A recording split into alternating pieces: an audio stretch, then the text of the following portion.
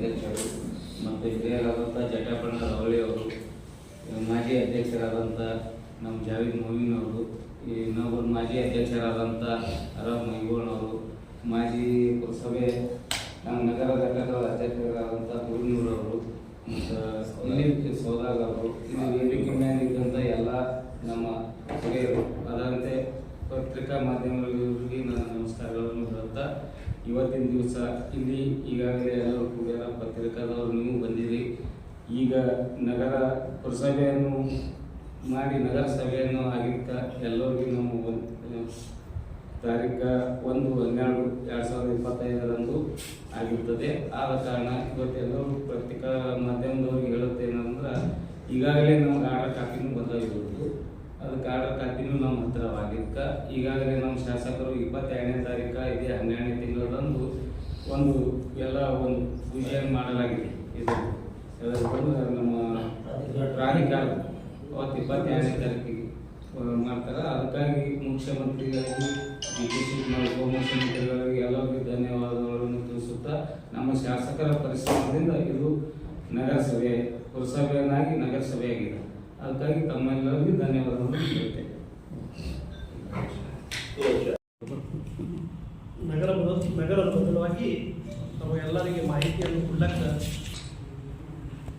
ಈಗ ಮೊದಲನೇದಾಗಿ ನಾವು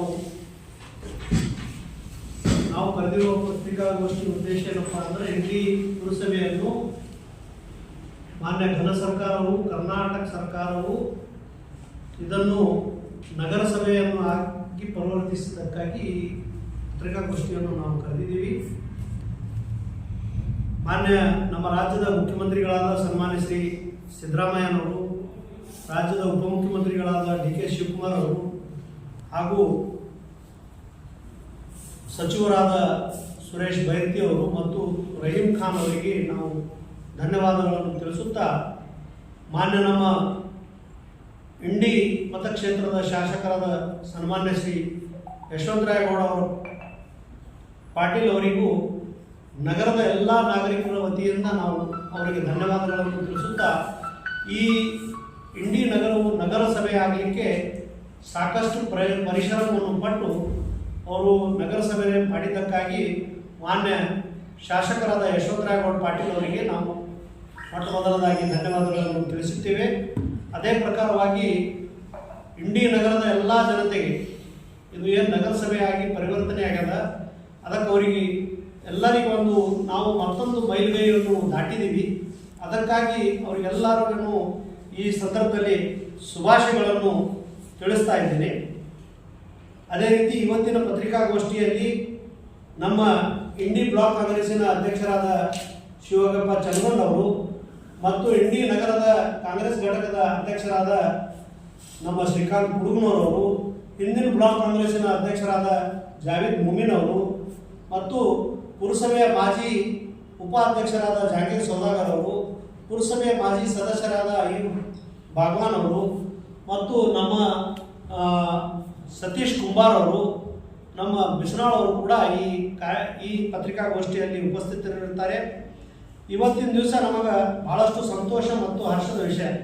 ಯಾಕಂದ್ರೆ ಕರ್ನಾಟಕ ರಾಜ್ಯ ದಿನಾಂಕ 2/12/2025 ಪ್ರಕಟಿಸಿದಂತೆ ಇಂಡಿ ನಗರಸಭೆಯು ದಿನಾಂಕ 1/12/2025 ಜಾರಿಗೆ ಬರುವಂತೆ ಇಂಡಿ ನಗರಸಭೆಯು ಈಗಿರುವ 23 ವಾರ್ಡ್ಗಳನ್ನು 31 ವಾರ್ಡ್ಗಳನ್ನಾಗಿ ಪರಿವರ್ತಿಸಲಾಗಿದೆ.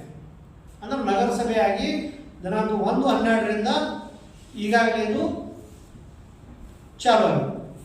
ಮತ್ತು ಅದೇ ರೀತಿ ಸರ್ಕಾರದ ಆದೇಶ ಸಂಖ್ಯೆ 17/2024 ಮತ್ತು ದಿನಾಂಕ 15/9/2025 ಜಾರಿಗೆ ಬರುವಂತೆ ಇಂಡಿ ಯೋಜನಾ ಪ್ರಾಧಿಕಾರ ರಚಿಸಿ ಆದೇಶಿಸಲಾಗಿದೆ.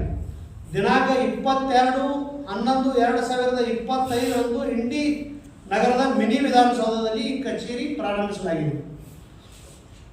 ಇಂಡಿ ನಗರದ ಸಮಗ್ರ ಅಭಿವೃದ್ಧಿಗಾಗಿ, ಅಂದರೆ ಇಂಡಿ ನಗರದ ತಮಗೆಲ್ಲರಿಗೂ ಗೊತ್ತಿರುವಂತೆ ಬರೀ ಇಂಡಿ ನಗರದ್ದು, ಇಂಡಿ ಮತಕ್ಷೇತ್ರದಿಲ್ಲ, ಇಂಡಿ ನಗರ ಅಭಿವೃದ್ಧಿಗಾಗಿ ಮಾನ್ಯ ಶಾಸಕರು ನಗರದ ರಸ್ತೆ ಸುಧಾರಣೆ ಸುಧಾರಣೆಗಳನ್ನು ಕೈಗೆತ್ತಿಕೊಳ್ಳಲು ಪುರಸಭೆ ಮತ್ತು ಲೋಕೋಪಯೋಗಿ PWD ಮುಖಾಂತರ ಇಲಾಖೆಗಳ ಮುಖಾಂತರ ರಸ್ತೆ ಸುಧಾರಣೆ ಕೈಗಳನ್ನು ನಿರ್ದೇಶನ ನೀಡುತ್ತಾರೆ ಮತ್ತು ಸುಮಾರು 20 ಕೋಟಿ ರೂಪಾಯಿ ಎಲ್ಲಿ ರಸ್ತೆಗಳು ಇಂಡಿ ನಗರದಲ್ಲಿ ಸ್ವಲ್ಪ ಹೆಚ್ಚಿಗೆ ಹಾನಿಯಾಗ್ಯಾವ ಅದರ ಮಾಹಿತಿಗಳನ್ನು ಪಡ್ಕೊಂಡು ಮುಂದಿನ ದಿನಮಾನದಲ್ಲಿ ಏನಪ್ಪ ಅಂದ್ರೆ 20 ಕೋಟಿ ರೂಪಾಯಿ ಶೀಘ್ರದಲ್ಲಿ 20 ಕೋಟಿ ರೂಪಾಯಿದಲ್ಲಿ ಇಂಡಿ ನಗರದ ರಸ್ತೆಗಳನ್ನು ಸುಧಾರಣೆಯನ್ನು ಮಾಡಲಾಗುವುದು.